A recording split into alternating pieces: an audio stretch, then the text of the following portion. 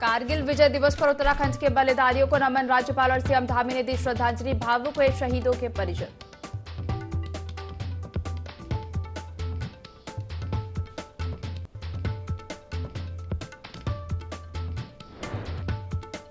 प्रदेश के 5 जिलों में भारी बारिश का अलर्ट। रुद्रप्रयाग में अतिवृष्टि से मकानों को नुकसान। हाईवे बंद होने से 4 धाम यात्री रुके।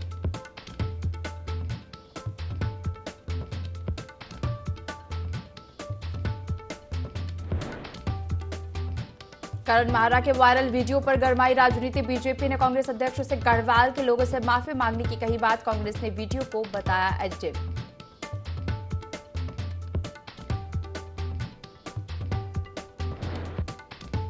अवैध शराब के खिलाफ पुलिस की कार्रवाई जारी। जोशीमठ पुलिस ने शराब का बड़ा जखीरा किया जब्त। 80 लीटर कच्ची शराब और 700 लीटर लहान के साथ 3 आरोपी गिरफ्तार।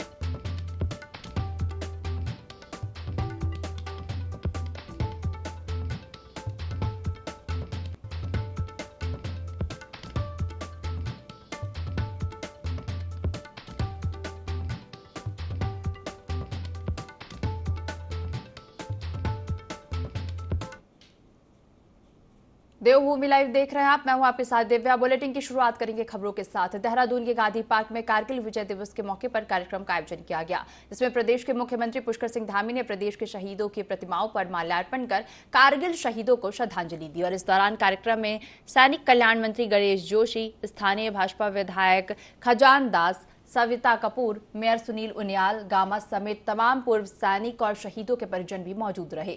बता दें कि वर्ष 1999 में हुए कारगिल युद्ध में उत्तराखंड के 75 जवानों ने सर्वोच्च बलिदान दिया था। साथ ही कारगिल युद्ध में भारतीय सेना ने 526 सैनिकों को खोया, जबकि 1363 गंभीर रूप से घायल हुए थे। वहीं कारगिल युद्ध में पाकिस्तानी सेना के करीब 4000 सैन्य बलों के जवान मारे गए थे। थपलियाल जी एवं आज हम सब के बीच में जो ये सैनिक सम्मान का कार्यक्रम, हमारे इन वीरों को स्मरण का कार्यक्रम यहाँ पर रखा गया है, ऐसी हमारी सभी वीर नारियां, मैं उन सभी को प्रणाम करता हूँ। और इस कार्यक्रम में पधारे हमारे सभी सेना के अधिकारीगण, वरिष्ठ अधिकारीगण, हमारे जवान और दूर दूर से आए हुए सभी माताएं, बहनें, सभी मेरे नौजवान साथियों, उपस्थित पत्रकार मित्रों एवं छायाकार बंधुओं, मैं सबसे पहले तो आज के इस कारगिल विजय दिवस के गौरवशाली पल, जिसके बारे में हमारे सैन्य अधिकारियों ने बहुत विस्तार से यहाँ पर बताया कि 18,000 20,000 की ऊंचाई पर जाकर किस प्रकार से भारत की सेना ने अपना अदम्य वीरता, साहस और पराक्रम से किस प्रकार से एक बार जिन चोटियों पर कब्जा हो गया, उन चोटियों को फिर से वापस लेने का काम किया। शायद ये दुनिया का पहला इतिहास होगा जहां भारत की सेना ने वो करके दिखाया जो विश्व में किसी सेना ने करके नहीं दिखाया। इस पराक्रम की नई परिभाषा लिखने वाले मां भारती के प्रत्येक रक्षक को मैं अपना कोटि कोटि नमन करता हूं। और जो हम सब के बीच में नहीं रहे, उनको नमन करते हैं। साथ में ऐसे लोग जिनमें से कोई शारीरिक रूप से पूरी तरह से अपंग हो गए, कोई किसी का हाथ चला गया, किसी के पैर चले गए, किसी के हाथ भी चले गए, पैर भी चले गए, और भी शारीरिक क्षति हुई, मैं उन सबको भी सैल्यूट करना चाहता हूं कि और हमारे राष्ट्रकवि रामधारी सिंह दिनकर जी ने लिखा है, जिनके सिंहनाद से समती, जिनके सिंहनाद से सहमी, धरती रही है अभी तक डोल, कलम आज उनकी जय बोल, कलम उनकी आज जय बोल। आज ऐसे लोगों को हम सब लोग याद कर रहे हैं। कारगिल के उस क्षेत्र में वहाँ की घाटियाँ, वहाँ के पहाड़, भारत के रणबांकुरों ने जो दुश्मन के खिलाफ जो एक अदम्य साहस का काम किया, और 1999 से लगातार आज ये 24 साल का कालखंड पूरा हो रहा है, आज भी उसी वेग से गूंज रहा है कि तिरंगे को हाथ में लेकर मां भारती की रक्षा के लिए किस प्रकार उन्होंने हुंकार भरी थी, जिसके कारण से दुश्मन की धरती और कलेजा आज तक लगातार डोल रही है। आज तक कोई दुश्मन हमारी ओर देखने की हिम्मत नहीं कर पा रहा है। भारतीय सेना 26 जुलाई को कारगिल विजय दिवस मनाया जाता है, जिसमें हमारे जाबाज सैनिकों ने अपनी जान की परवाह किए बिना दुश्मनों का मुंहतोड़ जवाब दिया था। वही रिटायरमेंट के बाद भी सैनिक देश के लिए नए सैनिक तैयार कर रहे हैं। दरअसल उत्तरकाशी के पूर्व सैनिक कमांडो चंद्रमोहन पवार ने रिटायर होने के बाद गंगोत्री फिजिकल एकेडमी की शुरुआत की, जिसमें उन्होंने युवाओं के लिए निःशुल्क फिजिकल ट्रेनिंग की व्यवस्था की, जिसको लेकर हमारे संवाददाता दीपक नौटियाल ने पूर्व सैनिक चंद्रमोहन पवार से खास बातचीत की। मेरे साथ खड़े हैं इस अकेडमी के इंस्ट्रक्टर चंद्रमोहन पवार जी। हमने सुना है कि इस अकेडमी में जो है कई लड़के जो है फॉरेस्ट गार्ड और उत्तराखंड पुलिस के साथ जो है आर्मी में जा चुके हैं। अब तक कितने लड़के यहाँ से निकले हैं और आप इनके लिए क्या क्या व्यवस्थाएं करते हैं? सर, ये जो है गंगोत्री फिजिकल एकेडमी एक फिजिकल एकेडमी है जो एक फिजिकल का प्रशिक्षण देती है, और जो है वो इंडियन आर्मी हो, बीएसएफ हो, सीआरपीएफ हो, चाहे वो नेवी हो, एयरफोर्स हो, चाहे पुलिस हो, चाहे वो फॉरेस्ट गार्ड हो। तो अभी तक सर आप पूछते हैं कि अभी तक जो है 50 से 60 बच्चे हमारे जो है इंडियन आर्मी, एयरफोर्स और पुलिस में जिन्होंने ज्वाइन कर दिया। जी, आप इन लोगों के लिए यहाँ पे क्या क्या व्यवस्थाएं कर रही है? और मैंने सुना है कि सारी व्यवस्थाएं जो है आप निःशुल्क करते हैं और अपनी जेब से खर्च करके करते हैं, जबकि आप एक आर्मी से सूबेदार पद से रिटायरमेंट है और आप जूडो कराटे के भी चैंपियन रहे हैं। क्या क्या व्यवस्थाएं आप इनके लिए करते हैं? गंगोत्री फिजिकल एकेडमी एक निःशुल्क बताते हैं, तो हम यहाँ पे इनके लिए जो है रहना, खाना, जो भी यहाँ पे जो भी व्यवस्थाएं होती है, इसकी ट्रेनिंग की व्यवस्थाएं होती है, पानी की व्यवस्था है, लाइट की व्यवस्था है, यहाँ पे रहने के लिए, इनको खाने के लिए, तो ये सारी व्यवस्था हम अपने आप में करते हैं, अपने कार्यक्रमों से करते हैं। और थोड़ा बहुत जब कहीं से कोई सहयोग मिलता है, जैसे कोई एक्स सर्विसमैन, जरूरी बताना चाहूँगा कि जो उत्तराखंड लीग हमारा एक्स सर्विसमैन लीग है, उन्होंने भी हमें 10,000 की जो है धनराशि जो है इस अकेडमी को दिया है कि जब आप निःशुल्क कर रहे हैं तो एक आर्मी पर्सन, एक मेजर जनरल मोहन अशवाल साहब हैं और ब्रिगेडियर मुकुल भंडारी जी हैं, जिन्होंने हमें ये 10,000 की धनराशि जो है प्राप्त कराई अकेडमी के लिए। और 50,000 जो है हमारे उत्तराखंड जो है सब एरिया कमांडर ने जो है जोशी साहब ने हमें इस एकेडमी के लिए दिया, और वो हम सब इन बच्चों के लिए खर्च करते हैं। तो ये थे हमारे साथ चंद्रमोहन पवार जी। दीपक नौटियाल, ND24 उत्तरकाशी। भूमि उत्तराखंड, जहाँ के युवा नौजवान आज तक हमेशा माँ भारती की सेवा के लिए हमेशा सामने आए हो। आज मैं खड़ा हूँ गंगोत्री फिजिकल एकेडमी उत्तरकाशी, जहाँ के एक पूर्व सैनिक द्वारा जो इस एकेडमी की स्थापना की गई है। और इस एकेडमी में जो है जनपद से प्लस इस जनपद से अलग टिहरी के भी यहाँ पे बच्चे पढ़ने आते हैं, और इनको जो है निःशुल्क आर्मी की ट्रेनिंग, पुलिस की ट्रेनिंग एवं वन विभाग की ट्रेनिंग दी जाती है, जिसमें कि फिजिकल ट्रेनिंग के अलावा जो है इनको कंप्यूटर की शिक्षा, साथ में जो इनके लिए जो है निःशुल्क भोजन की व्यवस्था भी यहाँ पे की गई है। दीपक नौटियाल, ND24 उत्तर। हल्द्वानी के सर्किट हाउस में स्वास्थ्य मंत्री धन सिंह रावत ने डेंगू की रोकथाम को लेकर जनपद के 16 विभाग के अधिकारियों के साथ महत्वपूर्ण बैठक की, जिसमें उन्होंने अधिकारियों को डेंगू की रोकथाम के लिए हर संभव प्रयास करने के निर्देश दिए। उन्होंने कहा कि डेंगू को लेकर हमारी सरकार पहले से ही अलर्ट पर है, वह खुद हर जिले में बैठक कर रहे हैं। स्वास्थ्य विभाग हर प्रकार से डेंगू की रोकथाम के लिए काम कर रहा है। जिले में वर्तमान समय में डेंगू के 6 मरीज हैं। साथ ही हर घर जाकर पंपलेट के माध्यम से भी डेंगू के प्रति लोगों को जागरूक किया जाएगा।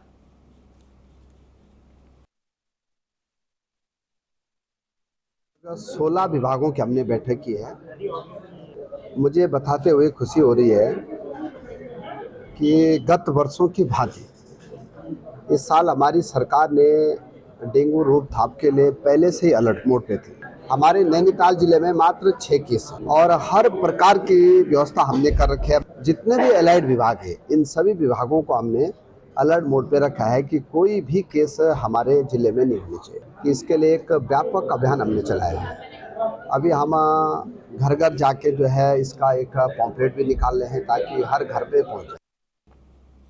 बरसात के मौसम में कुत्ते काटने के मामले बढ़ रहे हैं। देहरादून के सरकारी अस्पतालों में एक ही दिन में 100 से अधिक डॉग बाइट के केस आ रहे हैं। दून मेडिकल कॉलेज के अस्पताल में रोज करीब 75 इंजेक्शन डॉग बाइट के लगाए जा रहे हैं। वहीं पंडित दीनदयाल उपाध्याय जिला चिकित्सालय में भी पीड़ित लोग एंटी रैबीज इंजेक्शन लगाने पहुंच रहे हैं। वहां भी डॉग बाइट के 55 इंजेक्शन लगाए गए। इधर यह भी देखने में आ रहा है कि अस्पतालों में बाहर से एंटी रेबीज सिरम मंगवाए जा रहे हैं और इस संबंध में दून मेडिकल कॉलेज चिकित्सालय के प्राचार्य डॉक्टर आशुतोष सयाना का कहना है कि अस्पताल में जितने भी डॉग बाइट के केस आ रहे हैं प्रॉपर तरीके से मैनेज किए जा रहे हैं।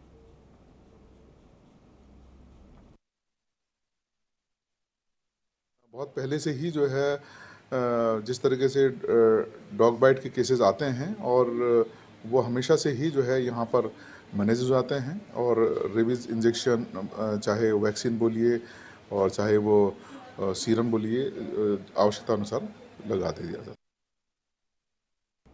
काशीपुर के मुरादाबाद रोड स्थित नवीन कृषि मंडी गेस्ट हाउस में कैबिनेट मंत्री सौरभ बहुगुणा ने भाजपा कार्यकर्ताओं के साथ एक बैठक की, जिसमें मिशन 2024 के चुनाव को लेकर टिप्स दिए। इस दौरान उन्होंने कहा कि पशु क्रूरता की घटनाएं तेजी से बढ़ रही हैं, जिस पर हमने सैकड़ों मुकदमे दर्ज किए हैं। पशु क्रूरता करते कोई भी व्यक्ति पकड़ा जाता है तो उसके विरुद्ध कानूनी कार्रवाई अमल में लाई जाएगी। हमारी कोशिश है कि पार्टी के कार्यकर्ताओं और संगठन से के लोगों से मिलते रहे और धरातल पर आम जनता की जो समस्याएं हैं उनके लिए चर्चा की जाए।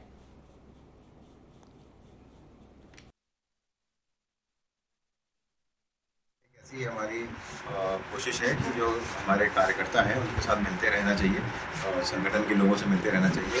धरातल पे क्या समस्याएं हैं, लोगों में क्या मुश्किलें हैं, वो संगठन से अच्छा कोई नहीं जानता, क्योंकि लगातार ये पब्लिक के बीच में रहते हैं, लगातार ये पब्लिक से उनका मिलना होता है। तो एक कोशिश है कि कार्यकर्ताओं के साथ मिल के क्या काम होने हैं, धरातल पे क्या और समस्याएं हैं जिसका निदान होना है, उस पर चर्चा करनी है। इस पशु क्रूरता के ज़रूर कुछ केसेस सामने आए हैं और हम कोशिश कर रहे हैं कि केदारनाथ ट्रैक पे भी काफ़ी क्रूरता के कुछ केसेस हमारे समक्ष आए थे। हमने 17 लोगों के ऊपर FIR भी करी है, 201 के आसपास चालान करे हैं और हमने 1300 घोड़ों को जो कमज़ोर थे और चोटिल थे उनको ब्लॉक किया है यात्रा में चलने से। ये हमारे सरकार का एक क्लियर संदेश है, किसी भी पशु के ऊपर क्रूरता हम नहीं सहेंगे। उत्तराखंड का सबसे बड़ा सरकारी दून मेडिकल कॉलेज चिकित्सालय में मैन पावर की कमी से जूझ रहा है। ऐसे में मरीजों को बेहतर सुविधाएं दिए जाने के उद्देश्य से दून अस्पताल जल्द ही आउटसोर्सिंग माध्यम से 200 कर्मचारियों की भर्ती करने जा रहा है। अस्पताल के deputy medical superintendent doctor Dhananjay Dhodiyal ने बताया कि कर्मचारियों की भर्ती किए जाने को लेकर शासन को परमिशन भेजी गई है, जिसमें इसमें करीब 100 ward boy, data entry operator, lab technician, pharmacist और मिनिस्ट्रियल संवर्ग के कर्मचारियों की भर्ती की जाएगी। उन्होंने बताया कि इन कर्मचारियों की दून अस्पताल में तैनाती के बाद मरीजों को बेहतर स्वास्थ्य सुविधाएं उपलब्ध हो पाएंगी।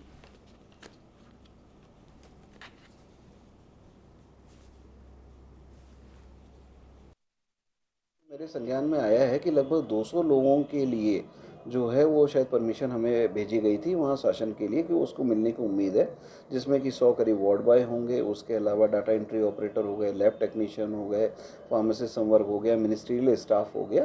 वो एक मिलने का हमें बहुत ज़्यादा इसका रास्ता खुल रहा है। अगर वो हो जाता है तो डेफिनेटली हमारी सेवाओं में और बेहतरी अच्छी हो जाएगी। इस उमस भरे मौसम के बीच खटीमा विद्युत विभाग लाइट की कटौती कर रहा है, जिससे लोगों को काफी परेशानी हो रही है। क्षेत्रवासियों को इस समस्या से निजात दिलाने के लिए कांग्रेस प्रदेश उपाध्यक्ष भुवन कापड़ी के नेतृत्व में कांग्रेस कार्यकर्ताओं ने विद्युत विभाग कार्यालय पर धरना दिया। इस दौरान भुवन कापड़ी ने कहा कि क्षेत्र में लगातार अघोषित विद्युत कटौती हो रही है, जिससे क्षेत्रवासियों को काफी परेशानियों का सामना करना पड़ रहा है। साथ ही गलत बिलों की समस्या से भी क्षेत्रवासी परेशान हो रहे हैं। वहीं विद्युत विभाग के SDO अंबिका यादव ने कहा कि ज्यादातर विद्युत कटौती कंट्रोल रूम के आदेश पर ही की जाती है। बिल को लेकर कहा कि मई जून के महीने में अक्सर विद्युत बिल ज्यादा ही आते हैं, क्योंकि ग्राहक गर्मी के चलते लाइट का इस्तेमाल ज्यादा करते हैं।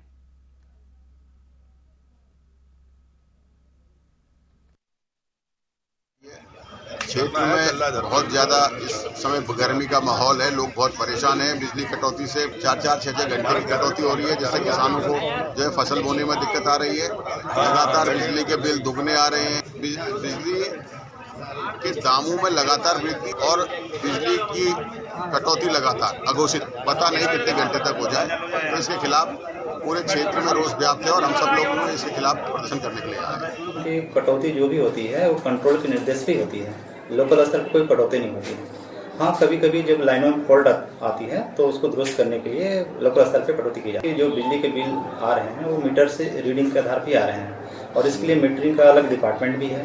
यदि किसी को ऐसा डाउट होता है कि मेरा ज़्यादा बिल आ रहा है तो उसके लिए चेक मीटर का प्रावधान है।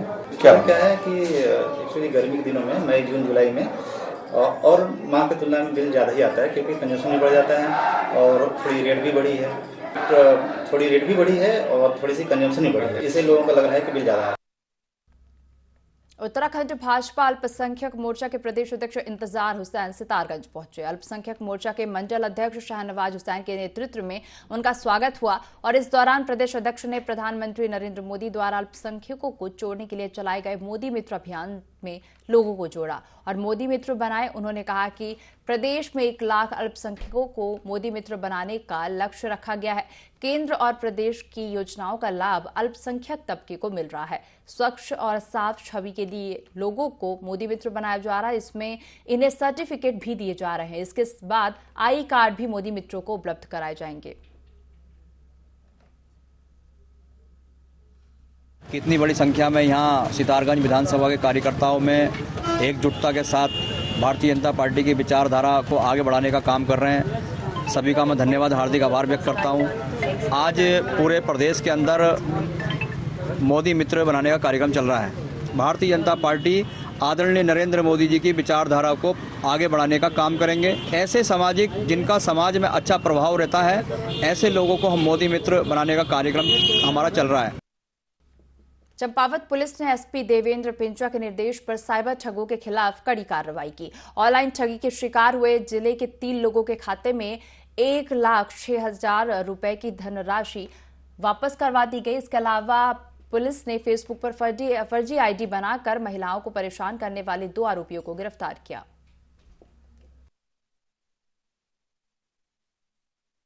हाल में जो कुछ साइबर क्राइम केसेस जो हुए थे, जो हरियाणा और जिसके मुलजिम हमारे राजस्थान की साइड में थे, तो उसके संबंध में एक टीम मेरे द्वारा वहां भेजी गई थी। तो उस टीम ने जो 3 जो साइबर ठगी के केसेस थे उसमें लगभग 1,61,000 रुपया जो पीड़ित थे उनको हमने वापस करवा दिए हैं। उत्तरकाशी जिलाधिकारी ने पुरोला तहसील क्षेत्र के गांवों का निरीक्षण किया और अतिवृष्टि से हुए नुकसान को लेकर प्रभावितों की मदद के लिए अधिकारियों को हिदायतें दी। इस दौरान जिलाधिकारी ने बड़कोट तहसील के गंगनानी में पहुंचकर आपदा से हुए नुकसान का जायजा लिया, जहां करीब 21 से अधिक परिवार प्रभावित हुए हैं। जिलाधिकारी ने क्षेत्र में पुनर्निर्माण कार्यों और राहत कार्यों सहित खतरे की जद में आए मकानों की सुरक्षा के लिए जरूरी निर्देश दिए। बता दें कि इस दौरान जिलाधिकारी ने कस्तूरबा गांधी बालिका आवासीय विद्यालय का भी दौरा किया।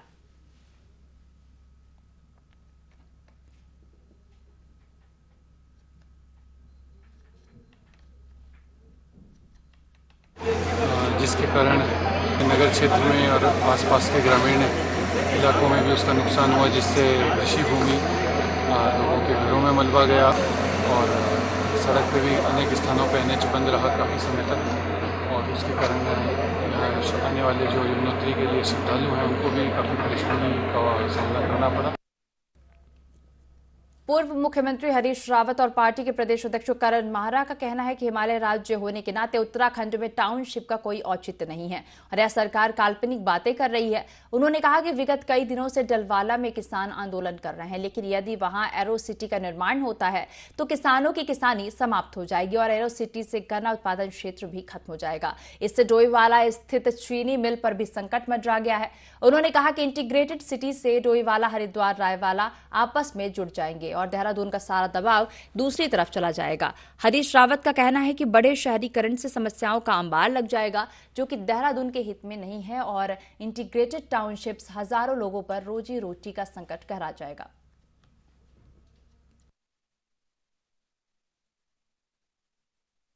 इनका इरादा अपने चंद पूंजीपति स्वामियों को, जो स्वामी हैं भाजपा के, जो एक विशेष भूभाग के रहने वाले हैं, उनको लाभ पहुंचाना है। उसके लिए उत्तराखंड की बहुमूल्य धरती को उनके हाथों में सौंपा जा रहा है और ये डोईवाला, उसके चारों तरफ के क्षेत्र और उधर IDPL की भूमि और पराग फार्म, ये सारी ज़मीनें उनको सौंपने का षड्यंत्र है।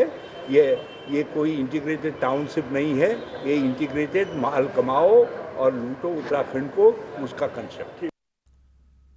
काशीपुर की ऑटो चालक शबनम देश के प्रधानमंत्री नरेंद्र मोदी के सपनों को साकार कर रही हैं। महिला के पति ने उसे तलाक दे दिया था। इसके बाद शबनम को स्वयं के और अपने परिवार के जीवन यापन की चिंता बढ़ गई। शबनम ने ऑटो चलाना सीखा और अपने आप को आत्मनिर्भर बनाया। आज काशीपुर की सड़कों पर शबनम का ऑटो दौड़ रहा है। ऑटो चालक शबनम की आत्मनिर्भर बनने की कहानी देखिए हमारे कैमरों की नजर से।